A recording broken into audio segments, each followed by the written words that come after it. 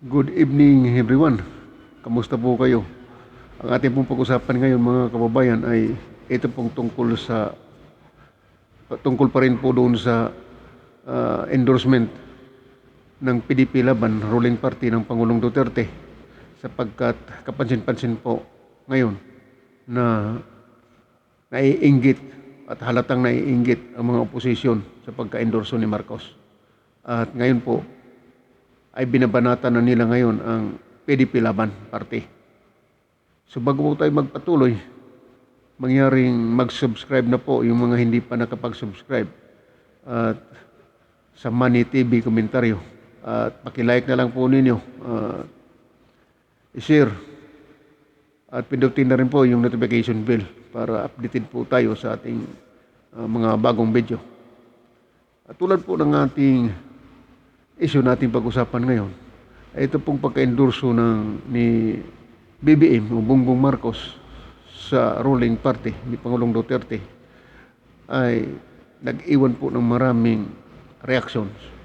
At ito po ngayon ay binabanatan nila yung opposition at halatadong naiinggit talaga ang mga opposition tungkol dito sa pagka-endorso ni Marcos, sabagat una dito, itong si Lini ay nung sabihin ng Pangulong Duterte na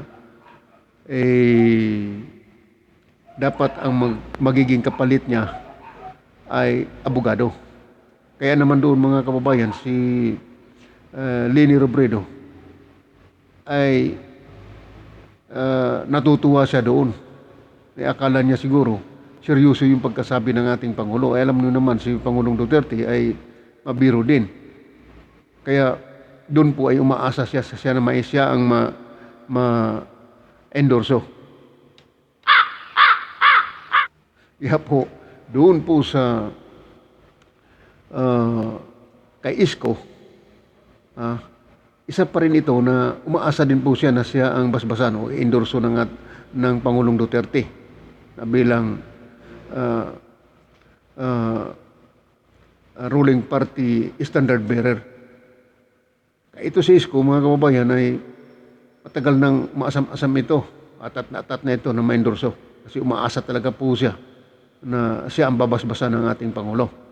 At ganoon dito si Pacquiao. Nag-react din ito si Pacquiao na nagalit pa dahil nga bakit daw inendorso itong si Marcos sa PDP Laban, na kung saan daw ang PDP Laban ay isa sa kanyang partido na pinanggalingan. Ayun po.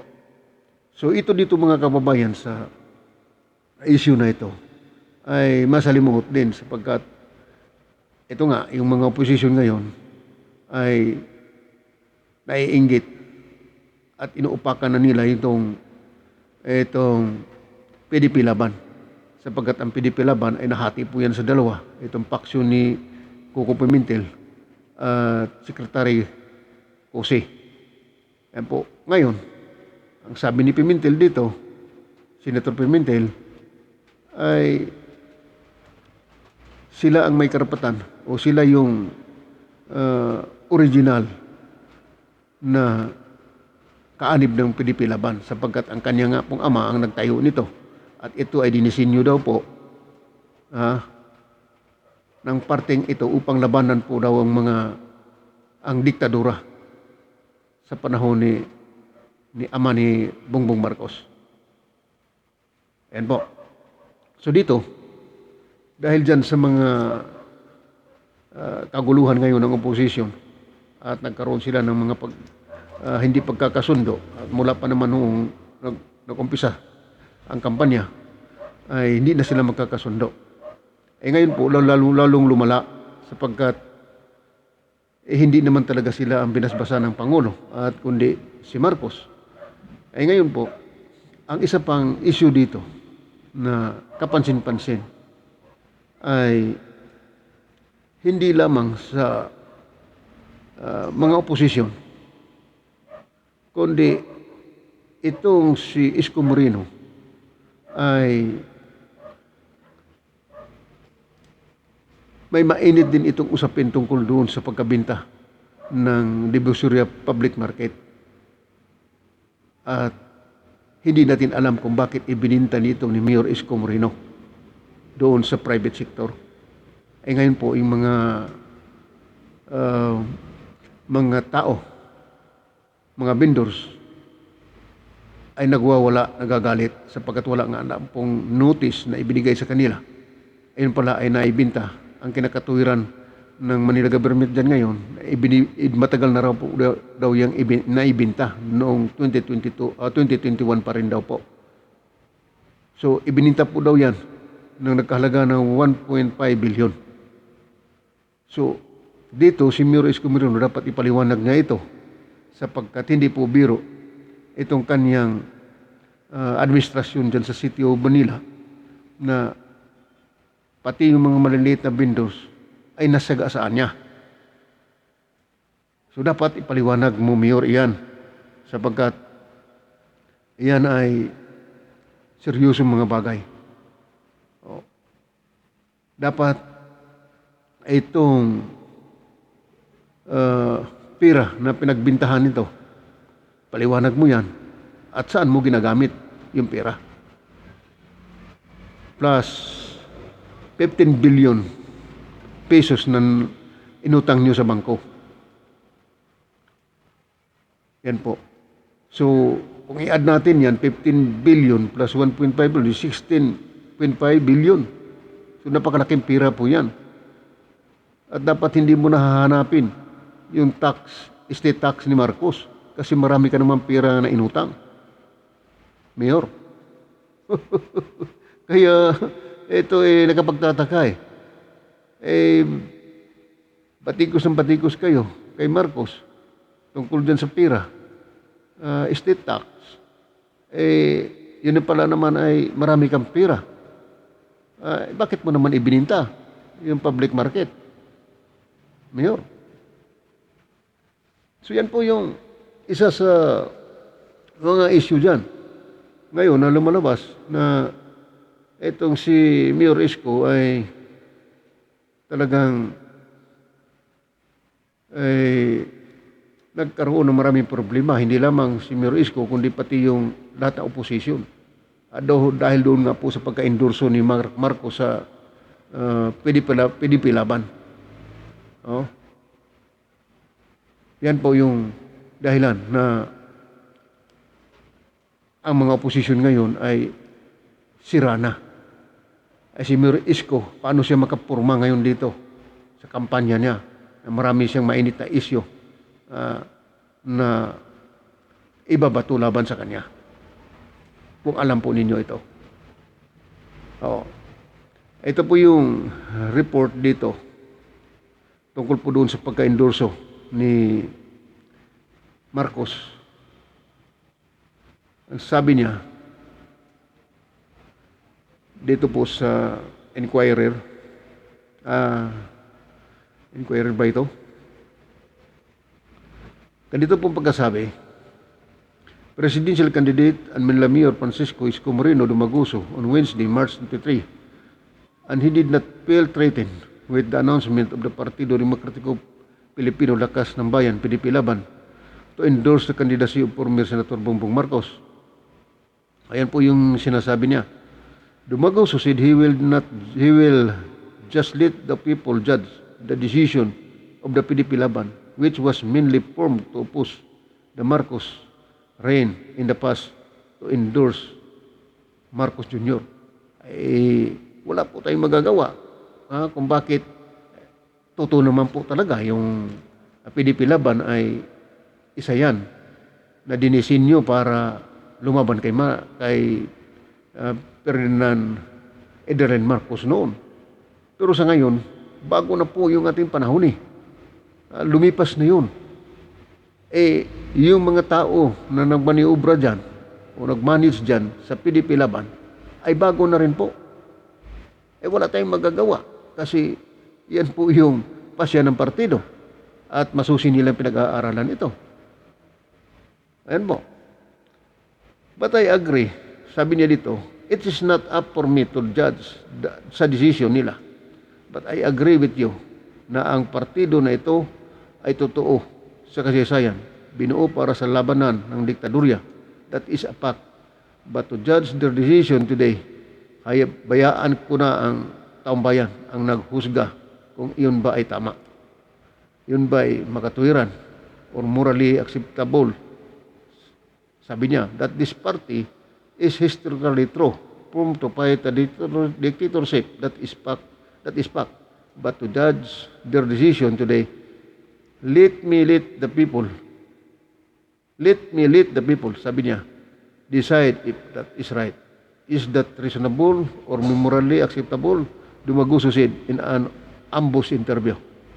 So dito mga kababayan, ay taong bayan na lang daw niya doon sa taong bayan, kung ano daw ang pasya ng taong bayan.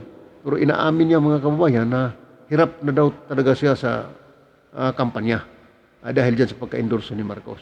Kasi nga po, iniisip niya na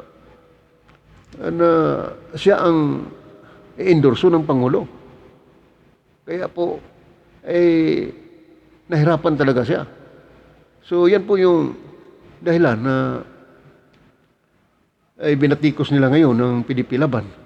Kabilat kanan ang banat nila sa PDP Laban. Kaya yung issue dyan sa Maynila, kung ating babalikan yung pagkabinta ng Divisoria Public Market, ay talagang hindi po biro-biro yun, sapagkat ang mga taong bayan ngayon, mga vendors doon sa Divisoria, ay wala nang mapaghanap buhayan. Tiyak na magtataas ang presyo dyan. Hindi na maaasahan para dayuhin kasi mura nga ang presyo dyan sa Divisoria. Ngayon po ay private na. Ang sabi dyan, natatayuan daw po ng mataas na building yan. Yan po.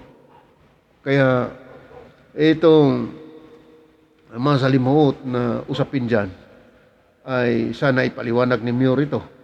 Kung sakaling may paliwanag niya ito, baka sakaling makadagdag siya ng boto sa taong bayan at matutuwa sa kanya.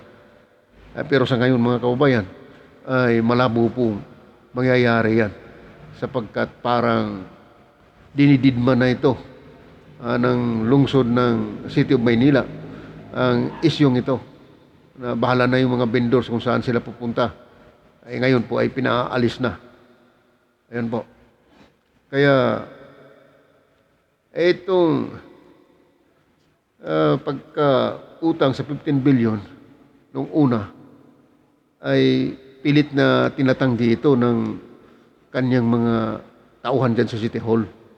Pero bandang huli, inamin naman ng ni Mayor na mayroon ngang 15 billion na inutang siya doon sa bangko. Yan po, wala pong problema doon, inamin naman niya Pero sa laki ng pira na ito, plus pinagbintahan pa ng public market na sa Divisoria, 1.5 billion, malaki. At hindi natin alam kung saan ginagamit ito ni Mayor. Yan po yung isa sa mga usapin dyan.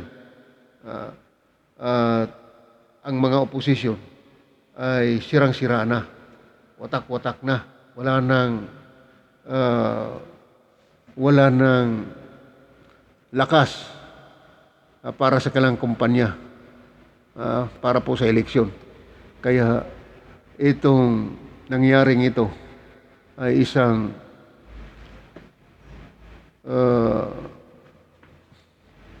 dapat na pagbulay-bulayan ng oposisyon kung bakit nagkaganyan sila, mga kababayan. Sapagkat dapat nung una sila sana ay nag-usap, hindi nagkanya-kanya ng takbo. Wala nagpatigasan sila pare-parehas gusto maging pangulo Kaya tingnan mo, kawatak-watak sila. At kahit anong gawin pa sa kampanya nila, hindi na sila maaaring makahabol kay Marcos. Sapagkat 10 sila, 9 sila, magkati-hati sa natitirang percentage sa survey. ay mabuti nga yung iba dyan, kung mabahagian, ay sa survey, ay zero yung iba dyan. So yan po mga kababayan. Kaya nakakatawa kung minsan nating maunawaan itong mga isyong ito na ang opposition ni minsan hindi nila maalaala kung paano ba sila lalaban sa isang pangpanguluhan na labanan bago sila nag-file ng Certificate of Candidacy. Yan po yung isa dyan na nakakagulat sapagkat kung sila sana ay nagkaisa noon, isa lang ang lalaban, ay hindi sana sila ngayon magkawatak-watak. So, yan po yung issue na dapat natin maunawaan ng ating mga kababayan. Kaya lamang ito ay pinag-usapan natin sapagkat gusto kong magiging aware yung ating mga kababayan, maunawaan nila yung mga issue nito na sa kabila ng pagbabato ni Mayor Isko ng mga banat doon kay Marcos, yung pala siya ay mas may lalo pang mabigat na problema na dala-dala, hindi lamang naipaliwanag. So, pansamantala mga kababayan, ay yan lang muna at hanggang sa susunod na video ay magkita-kita tayo. God bless all.